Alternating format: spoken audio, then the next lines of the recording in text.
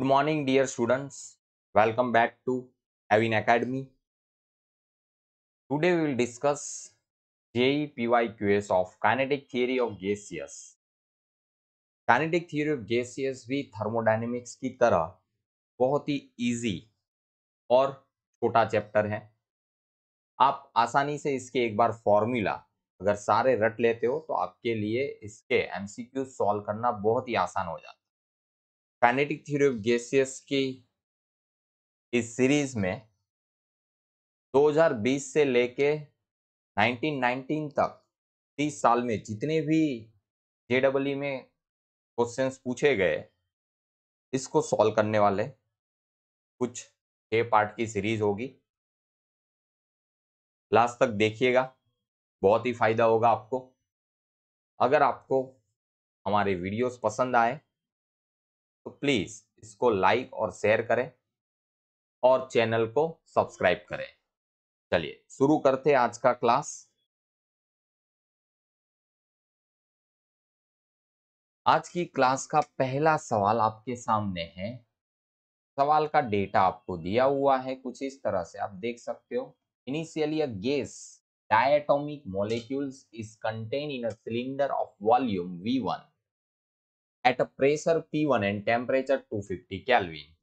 Assuming that 25% of the molecules get dissociated, causing a change in number of moles, the pressure of the resulting gas at temperature 2000 Kelvin when contained in a volume 2V1 is given by P2. The ratio of P2 by P1 is what? तो आप समझ सकते हो कि कुछ इस तरह से पहले हमें एक सिस्टम का प्रेशर P1 दिया है, वॉल्यूम इसका V1 है, टेम्परेचर दिया है 250 केल्विन और नंबर ऑफ मोल्स N1 है। और ये जो गैस है वो डायटोमिक है। ऐसा गैस है, डायटोमिक गैस है। अब ये जो सिस्टम है इसके एटम यहाँ लिखा है, देखो 25% of the molecule get dissociated causing change in number of moles. अब 25% ऑफ मॉलिक्यूल जो है उसको डिसोसिएटेड यानी व्हाट? तो ये डायटोमिक जो गैस होते हैं इसके जो एटम होते हैं वो इस तरह से बीच में बॉन्ड होता है और दोनों एंड पे एक एक एटम अरेंज होता है। डिसोसिएटेड यानी कि इसको स्प्लिट कर देना, यानी कि ये सिंगल एटम में कन्वर्ट हो जाए। डबल दो एटम थे तो 25% एटम जो मोलिक्यूल्स थे वो किस में कन्वर्ट हो गए? सिंगल एटम में, यानी कि वो गैस बन गया मोनो एटोमिक। अगर वो मोनो एटोमिक गैस बन जाता है तो ऑब्वियसली इसके जो नंबर ऑफ मोल्स होते हैं वो चेंज हो जाते हैं। तो final number of moles N2 हो गए। प्रेशर आप ले सकते हो P2 एंड वॉल्यूम के बारे में मैं बोला है कि वॉल्यूम कितना हो गया? डबल हो गया, यानी कि V2 जो है वो 2V1 हो गया और टेम्परेचर दिया है T2 यानी 2000 केल्विन। ठीक है, तो हमें ये N2 हमारे पास होना चाहिए, तो इस बाद हमारे लिए प्रॉब्लम सॉल्व करना आसान हो जाएगा। चलिए, ये क्वेश्चन आप देख सकते हो 2020 में पूछा गया। तो पहले हम नंबर ऑफ मोल्स फाइंड कर लेते हैं। N2 is what? N2 आप लिख सकते हो भाई 100% पहले N1 था तो इसमें से 75% डायटोमिक गैस बचा प्लस 25% किस में कन्वर्ट हो गया? 25% किस में कन्वर्ट हो गया? Mono atomic. तो ये दो एटम हुए ना 25%, ये एक एटम, ये दूसरा। तो 25% मोलिक्यूल्स मोनो एटोमिक में कन्वर्ट होते हैं। तो इसमें दो एटम थे पहले, तो दो अलग अलग हो जाएंगे। तो टोटल जो 25% है इसका डबल हो जाएगा। मोनो एटोमिक गैस में एटम कितने हो जाएंगे? 25%, डायटोमिक का 25%, तो इस सिंगल एटम में कन्वर्ट होंगे तो कितना? 50% हो जाएगा। यहाँ 2 से मल्टीप्लाई कर रहे हैं तो 75% यानी 0.75 N1 प्लस ये 0.25 और इंटू 2 करेंगे तो ये हो जाएगा 0.5%, 0.5 N1, यानी कि टोटल हो गया 1.25 N1। This is the N2। चलिए इसके बाद आगे बढ़ते हैं। तो ये जो गैस है it follows ideal gas equation. Ideal gas equation, तो आइडियल गैस के लिए आप लिख सकते हो P1V1 is equal to N1RT1 और P2V2 इज इक्वल टू आप लिख सकते हो N2RT2। तो अगर आप ये दोनों का रेशियो ले लो तो आर आर कैंसल आउट और वैल्यूज पुट करते हैं तो P1 upon P2 into V1 upon final volume है डबल 2V1। N1 था पहले N1, N2 हो गया 1.25 N1 into are are cancel हो गया, T1 था 250 और T2 हमें दिया है 2000, यानी 0 0 कैंसिल, तो 25 इंटू 8 होता है 200। तो यहाँ 8 N1 कैंसिल, V1 भी कैंसिल हो जाएगा और यहाँ से 2 और 2 कैंसिल, तो यहाँ बच जाएगा 4। हमें पूछा है P2/P1, तो इसको कन्वर्ट कर दो P2/P1 में।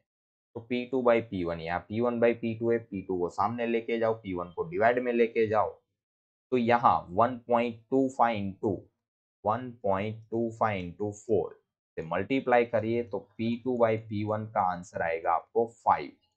कितना आएगा? 5। This is the correct answer.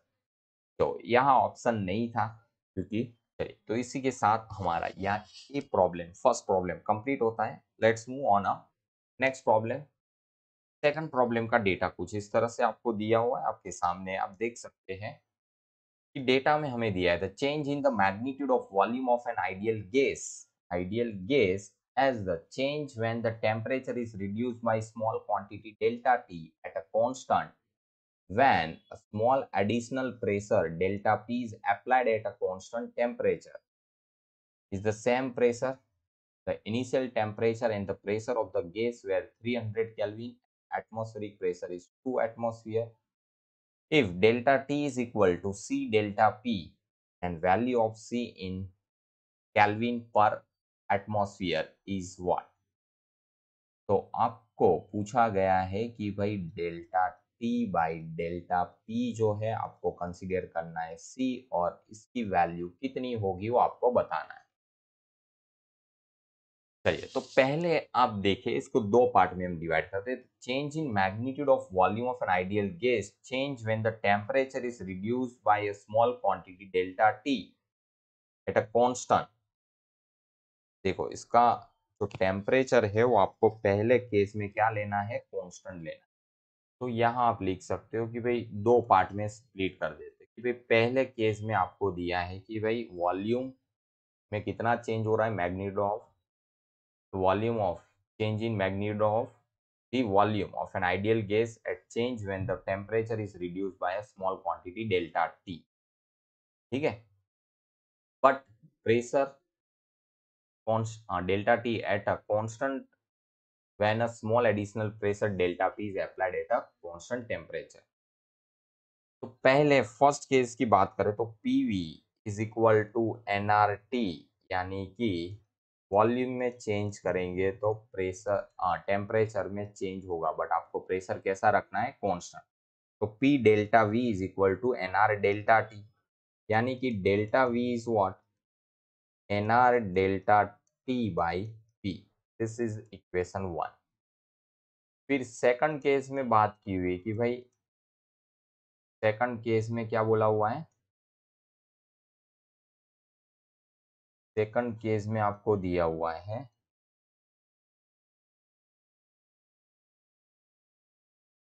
कि P टेम्परेचर कांस्टेंट रखना है। टेम्परेचर कैसा रहेगा? कांस्टेंट, यानी कि आइसोथर्मल प्रोसेस। और सेम ईयर अगर हम आइडियल गैस इक्वेशन यूज करें तो PV इक्वल टू NRT होता है। PV is equal to NRT और आपको टेम्परेचर कांस्टेंट रखना है, तो इसमें प्रेशर और वॉल्यूम जो वेरिएबल होंगे। तो P delta V plus V delta P is equal to 0, क्योंकि टेम्परेचर कांस्टेंट है, R कांस्टेंट, N कांस्टेंट, तो 0 हो जाएगा। चलिए तो यहाँ आप लिख सकते हैं कि भाई delta V is equal to minus V delta P by P. This is equation 2. Now if we comparing delta V, दोनों इक्वेशन 1 और 2 को आप कंपेयर करें तो कंपेयर करने से delta P by P to V is equal to NR delta T by P। तो P जो है कैंसल हो जाएगा और delta T upon delta P is equal to आपको आंसर मिलेगा V बाई NR और इसी को ही बोलते हैं C। और डेल्टा T की वैल्यू हमें दी है 300 और डेल्टा P का वैल्यू है 2, यानी 300 बाई 2 अगर आप करते हो तो आपको आंसर मिलेगा 150 केल्विन पर एटमॉस्फेरिक। तो फाइनल जो आंसर है वो आएगा 150। कितना आंसर आएगा? 150। चलिए आगे बढ़ते हैं अगले न्यूमेरिकल्स की ओर। अगले प्रॉब्लम का डेटा आपके सामने है। A vertical closed cylinder is separated in two parts by frictionless piston of mass m and of negligible thickness। तो कुछ डेटा इस तरह से, ये वर्टिकल पोजीशन है सिलेंडर की, इसमें ये है पिस्टन, पिस्टन का मास आपको दिया है m, यहाँ आपने गैस फिलअप किया है और यहाँ होगा एटमॉस्फेयर। ठीक है। Vertical closed cylinder is separated in two parts by frictionless piston of mass m and of negligible thickness। The piston is free to move along the length of the cylinder। यानी कि ये जो piston है वो along the length, this is what length, ये length के along ये आसानी से मूव कर सकता है।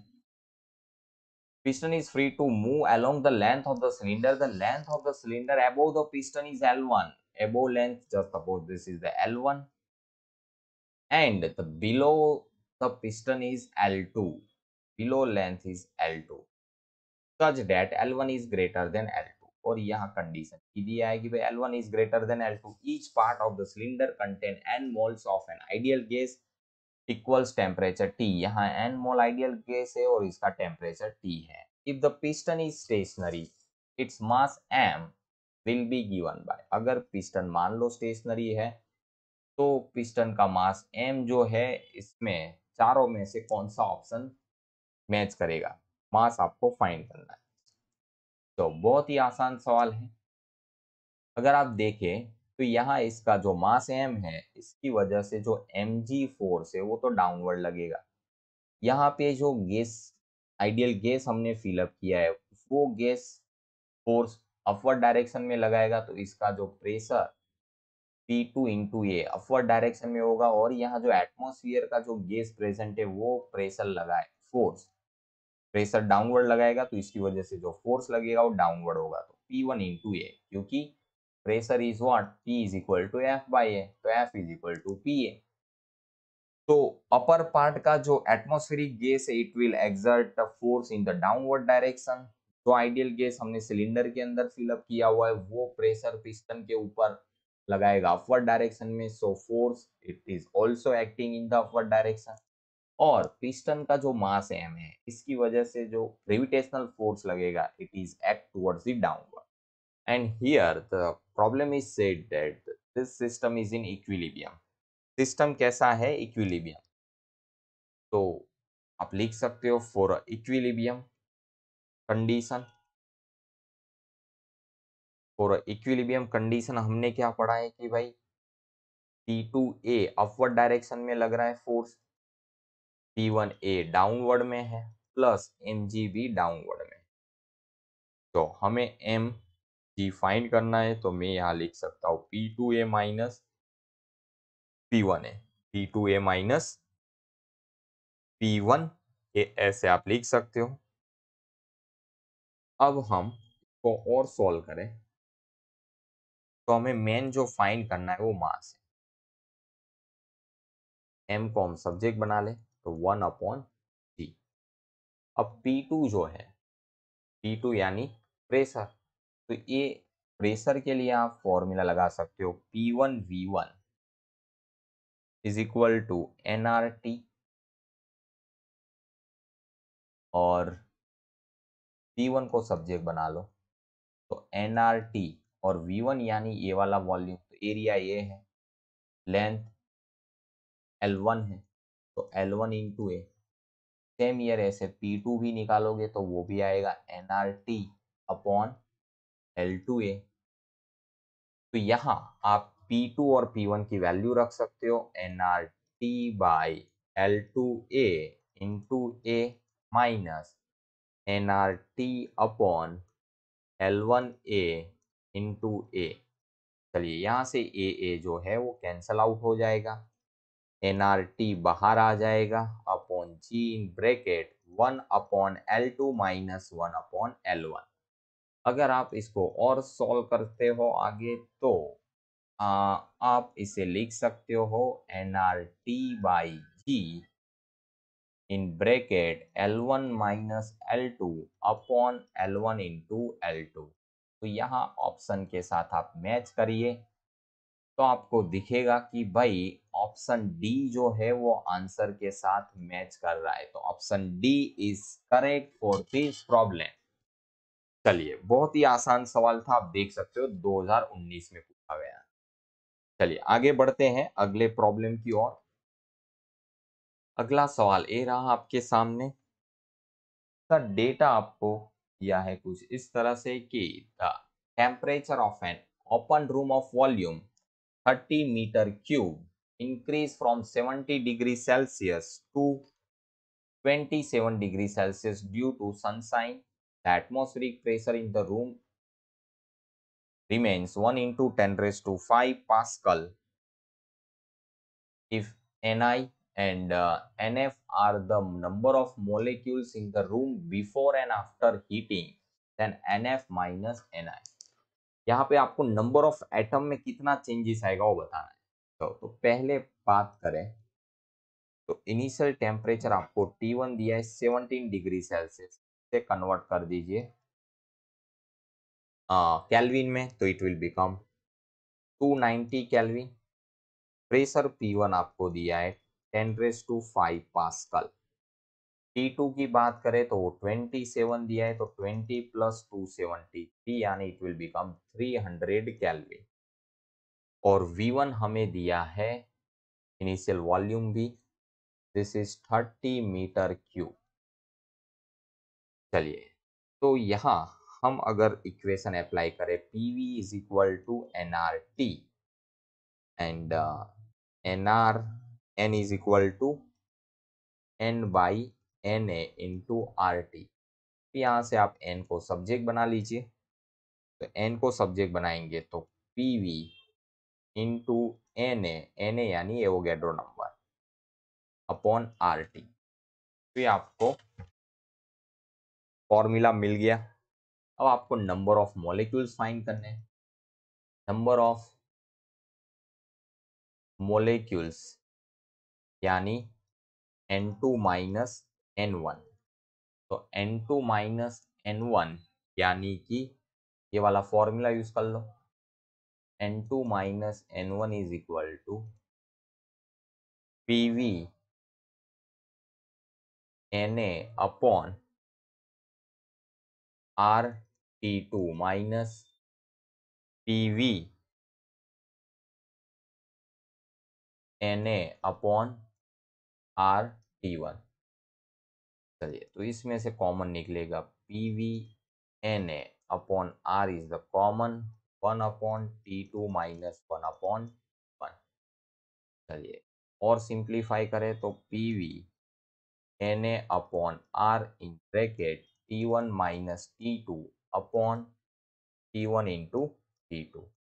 चलिए, प्रेशर आपको दिया है 10⁵ पास्कल, V दिया है 30, Na is 6.023 into 10 की पावर 23, R is 8.314 और टेम्परेचर दिया है T1 290।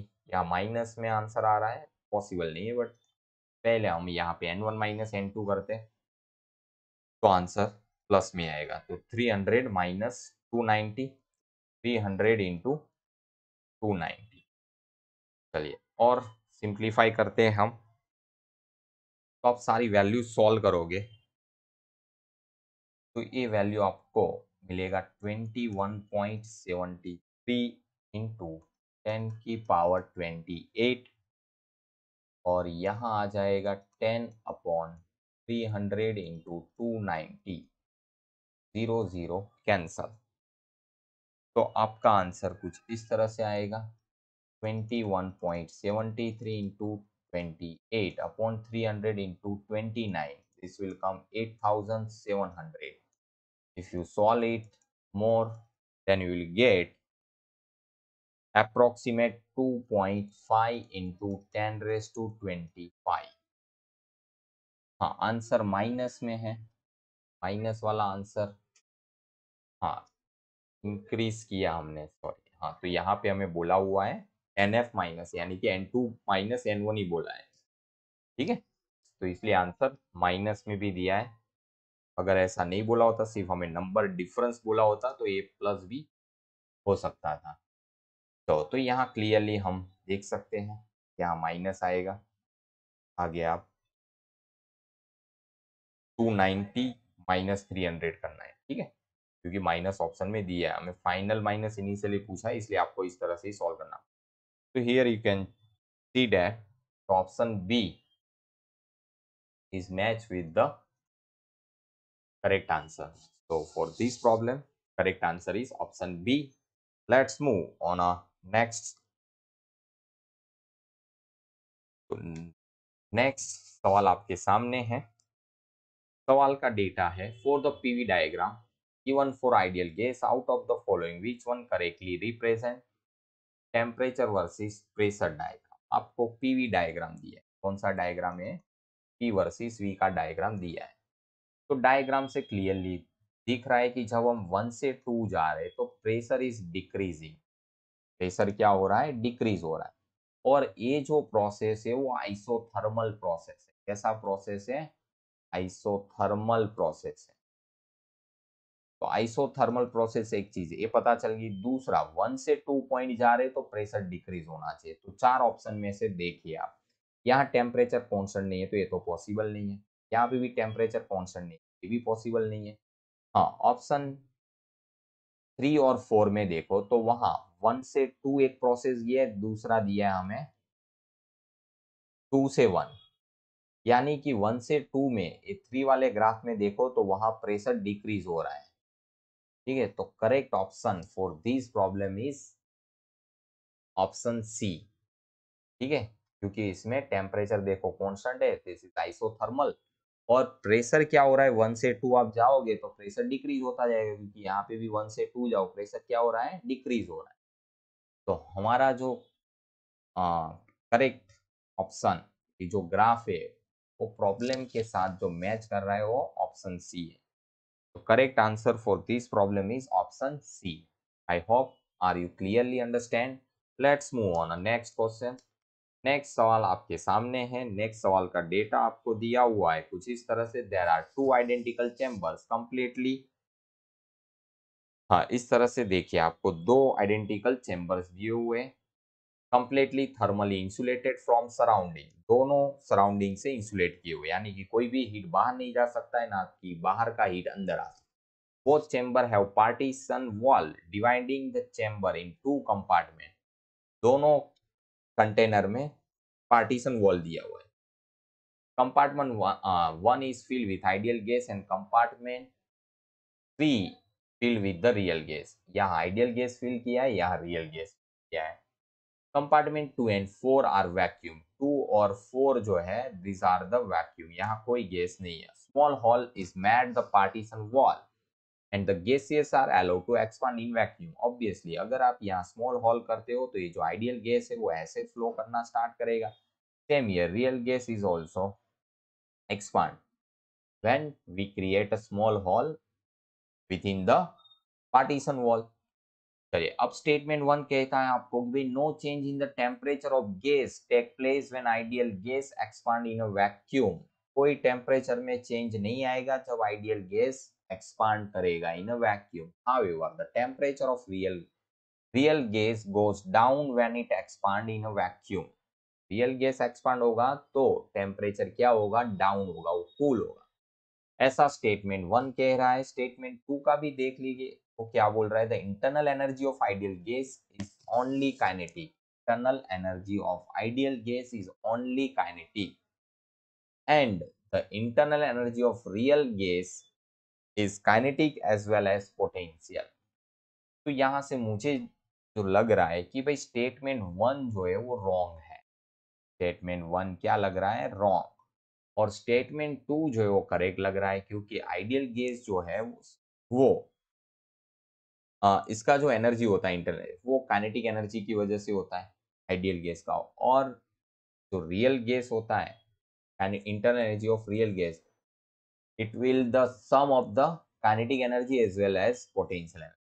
तो स्टेटमेंट 2 मुझे करेक्ट लग रहा है। और स्टेटमेंट 1 में जो बोला है, no change in temperature of the gas take place when ideal gas expand होगा तो टेम्परेचर में कोई चेंज नहीं आएगा, और रियल गैस एक्सपांड होगा तो कूल होगा। ये स्टेटमेंट कूल इनकरेक्ट लग रहा है। इसका रीजन सुन लीजिए, क्योंकि ideal gases the molecules are considered as a point particle, and for a point particle there is no internal excitation, no vibration and no rotation. For an ideal gas the internal energy can only be translational kinetic energy, and for real gas both kinetic as well as potential।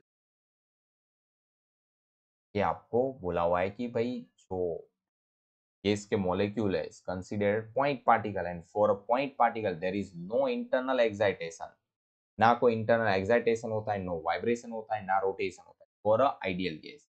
तो internal energy can only be translational, और अगर वो expand करता है तो इसका कोई change, no change in the temperature of the gas take place when ideal gas expand. तो इंटरनल एक्साइटेशन कोई नहीं होता है, वाइब्रेशन नहीं होता है, ना रोटेशन होता है। For an ideal gas the internal energy can only be translational kinetic energy, और internal energy वो किसकी टर्म में होती है, सिर्फ काइनेटिक आइडियल गैस के लिए। For real gas both kinetic as well potential, दोनों एनर्जी होता है। तो यहाँ पे ऑब्वियसली जब गैस एक्सपांड करेगा तो इसके बीच का पोटेंशियल एनर्जी जो है, तो वैक्यूम वैक्यूम में भी इसको बड़ा वॉल्यूम मिलेगा तो पोटेंशियल एनर्जी जो है वो बढ़ेगी, काइनेटिक एनर्जी में भी कम हो, कोलिजन तो फास्ट ही वो कम हो जाएगी। तो इसकी एनर्जी में कोई ज़्यादा फर्क नहीं पड़ता है रियल गैस में। तब यहाँ बोल रहे हैं कि भाई वो कूल हो जाएगा। तो ये करेक्ट नहीं है स्टेटमेंट 1। और स्टेटमेंट 2 में तो आप क्लियरली देख रहे हो कि भाई रियल आइडियल गैस का जो एनर्जी है, इंटरनल एनर्जी, वो काइनेटिक ट्रांसलेशनल काइनेटिक एनर्जी के फॉर्म में होता है, और रियल गैस में kinetic energy as well as potential energy दोनों के फॉर्म में होता है। तो करेक्ट है। तो अब ये रियलिटी में ये जो डिफरेंस होता है वो क्या होता है, आइडियल गैस और रियल गैस के बीच का डिफरेंस क्या होता है, वो समझ लो तो आपके लिए सवाल आसान हो जाए। ऐसे सवाल पूछे जाते इजी होते हैं, आपको थ्योरी सारी अच्छे से पता है तो आप आसानी से सॉल्व कर सकते हैं।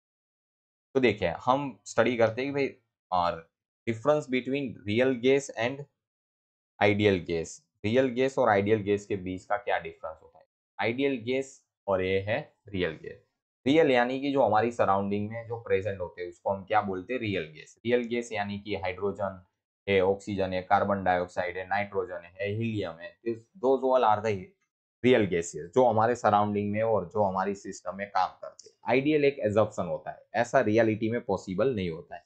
जैसे आप कोई भी सॉलिड बॉडी की स्टडी करते हो तो वहां पे आप एक एजम्पशन करते हो कि वो सॉलिड बॉडी को पहले आप क्या कंसीडर करते हो, रिजिड बॉडी।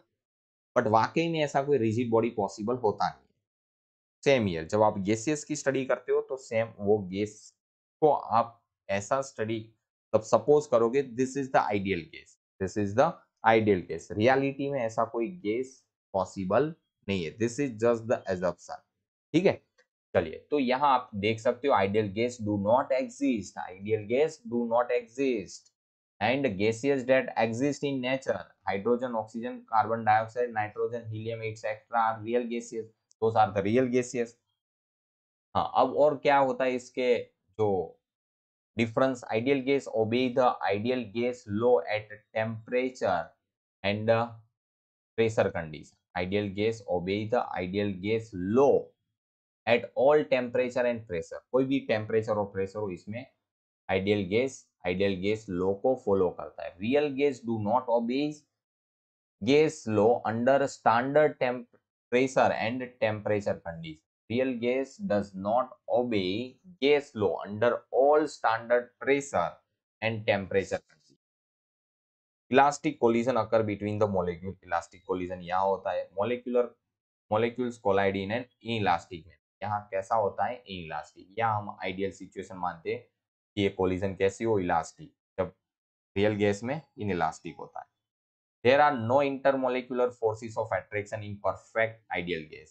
यहाँ कोई intermolecular force नहीं लगता है ideal gas.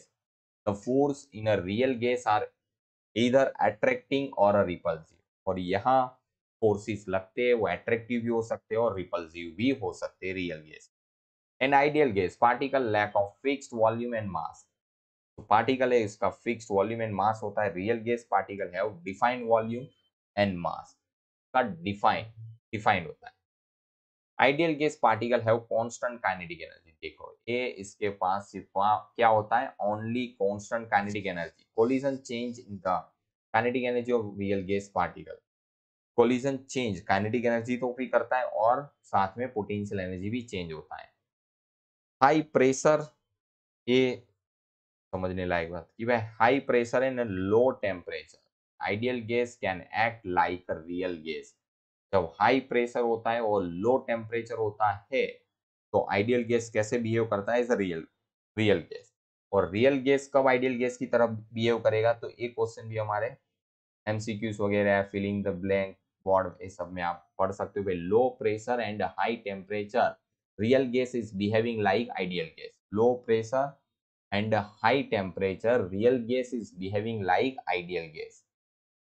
Ideal gas do not exist. Gases that exist in nature such as hydrogen, oxygen, carbon dioxide, nitrogen, helium, these are the real gases and obeys law of PV is equal to nRT. Ideal gas equation is real gas, it obeys P plus N square by V square bracket V minus NB is equal to nR. This is the equation of real gas. चलिए, I hope are you clearly understand the difference between ideal gas and real gas. चलिए आगे बढ़ते हैं अगले सवाल की ओर. अगले सवाल का डेटा आपको दिया हुआ है कुछ इस तरह से. डेटा आप देख सकते हो आपके सामने. Cooking gas container are capped in a lorry moving with uniform speed. तो ये आपको एक लॉरी बताया हुआ है. लॉरी के ऊपर एक कुकिंग गैस सिलेंडर रखा है. तो ये सिलेंडर है. This is moving with uniform speed. ये कैसे मूव कर रहा है? It is moving with a constant speed. Uniform speed constant है. ठीक है, इसका स्पीड कैसा है? कांस्टेंट है. The temperature of the gas molecule inside will. तो जो टेम्परेचर है का क्या होगा? ये जो गैस के मॉलिक्यूल इस यूनिफॉर्म स्पीड से मूव कर रहा है तो ये जो हमने सिलेंडर लिया है इसके अंदर गैस फिलअप है. तो गैस के एटम मॉलिक्यूल्स की भी मोशन होगी और इसकी वजह से इसका जो टेम्परेचर है उसमें क्या वेरिएशन आएगा उसके बारे में डिस्कस करना है. तो बहुत ही अच्छा सवाल है. आप देख सकते हो कि आपको टेम्परेचर के बारे में बताया कि भाई increase decrease remain same, decrease for some while increase for others. तो क्या आंसर आएगा वो बताना है आपको.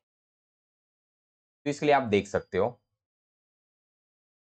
कि भाई जब ये मूव कर रहा है तो कांस्टेंट स्पीड है. कांस्टेंट स्पीड है तो इसका एक्सेलरेशन 0 होता है. देखिए here the lorry is moving with here the lorry is moving with uniform speed. Here the lorry is moving with uniform speed, thus its velocity is not changing, hence it will not accelerate. So देखो it is moving with uniform speed so that it is not accelerating. It will not accelerate. So the pressure will not change in the container. Pressure will not change in the container because the molecule inside container will not accelerate. Therefore the temperature remains the same. Temperature क्या रहेगा? Same रहेगा. चलिए आगे और देखिए तो also the volume of container. Also the volume of container जो है, volume of container is not changing, volume भी चेंज नहीं हो रहा है, there is no internal motion of in molecules, motion की इनसाइड में जो यहाँ मॉलिक्यूल्स दिए उसकी भी कोई मोशन में चेंजेस नहीं आ रहे। The pressure and volume changes depends on the change in the temperature for the above condition. Both the parameters are not changing. Thus, you can say that the temperature of the gas molecule inside will remain the same. तो यहाँ temperature है वो change नहीं होगा, तो आप बोल सकते हो remain same, temperature remain same. चलिए, आई होप आपको अच्छे से समझ में आया होगा। आगे बढ़ते अगले प्रॉब्लम की ओर। अगले प्रॉब्लम का डेटा ये रहा आपके सामने। प्रॉब्लम में आपको बोला हुआ है the number of molecules in a volume of 4 centimetre cube, volume दिया है 4 centimetre cube of perfect monoatomic gas at some temperature T and the pressure of 2 centimeter of mercury is close to।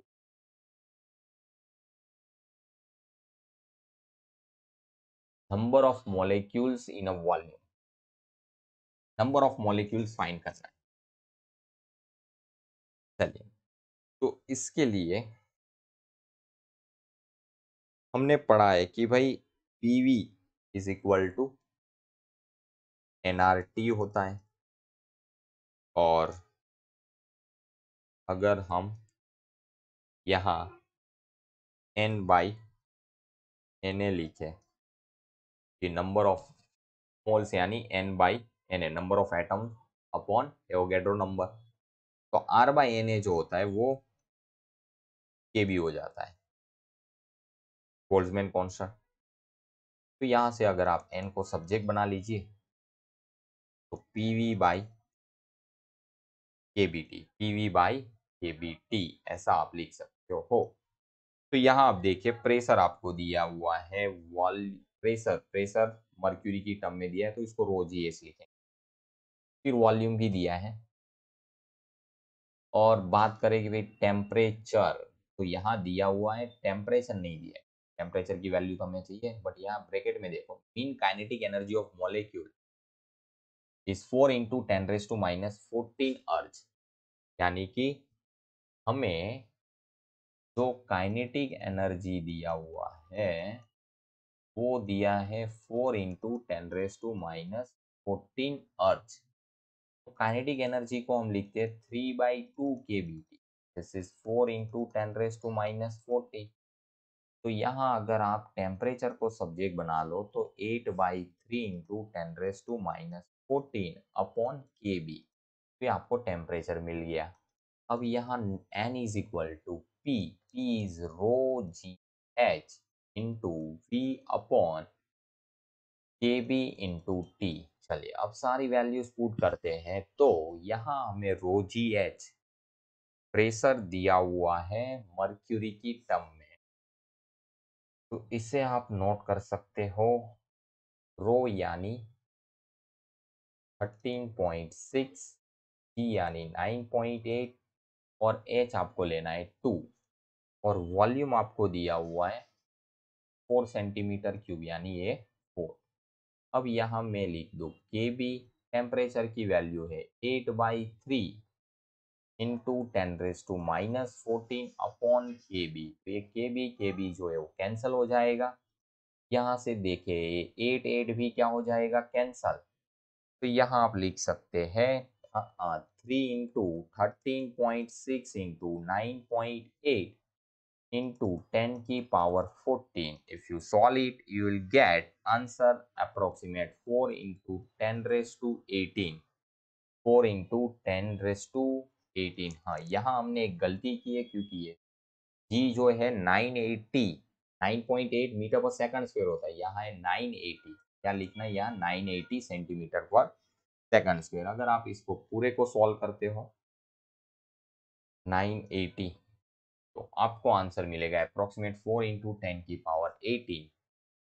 तो यहाँ आप option में देख सकते हो, option A जो है वो आंसर के साथ करेक्टली मैच कर रहा है। Option A is correct for this problem. चलिए आगे बढ़ते हैं अगले प्रॉब्लम की ओर। अगले प्रॉब्लम का डेटा ये रहा आपके सामने।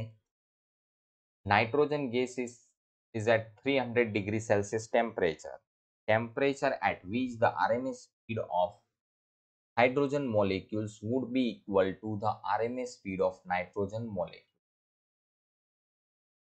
चलिए, तो आपको दिया है कि भाई VRMS of nitrogen gas is equal to VRMS speed of hydrogen molecule. तो नाइट्रोजन गैस का जो टेम्परेचर है 300 डिग्री सेल्सियस, जब इसकी स्पीड कितनी है VRMS। अब हाइड्रोजन गैस के लिए सेम स्पीड कितने टेम्परेचर पे हाइड्रोजन गैस को रखोगे तो ये दोनों सेम हो। तो हाइड्रोजन गैस के लिए आपको टेम्परेचर फाइंड करना। चलिए, तो इसके लिए हमने फॉर्मूला पढ़ा है कि भाई formula 3kBT/m is equal to, this is for nitrogen, यहाँ पे भी nitrogen, under root 3kBT hydrogen upon MH2। यहाँ से under root 3kB are the cancel. हमें फाइंड करना है TH2, तो TH2 को सब्जेक्ट बना लो, तो MH2 upon MN2 into TN2। चलिए, MH2 यानी कि हाइड्रोजन गैस जो है इसका मोलर मास होता है 2 और नाइट्रोजन का हमें दिया है 28 और टेम्परेचर आप 300 प्लस 273 करेंगे तो ये आपको मिलेगा 570। तो ये 14 डिग्री हो गया। तो TH2 is equal to 573 upon 14, then you will get answer 41 kelvin. 41 kelvin. तो हाइड्रोजन के लिए कितना टेम्परेचर करोगे आप? 41 केल्विन करोगे तो का जो स्पीड है वो किसके बराबर होगा? नाइट्रोजन गैस के VRMS स्पीड के बराबर होगा। इसी के साथ हमारा आज का एक class kinetic theory of gases का कंप्लीट होता है। मिलते हैं अगले क्लास में। अगर आपको वीडियोस पसंद आ रहे हैं तो वीडियोस को लाइक करें, शेयर करें और चैनल को सब्सक्राइब करें। Thank you for watching my all videos.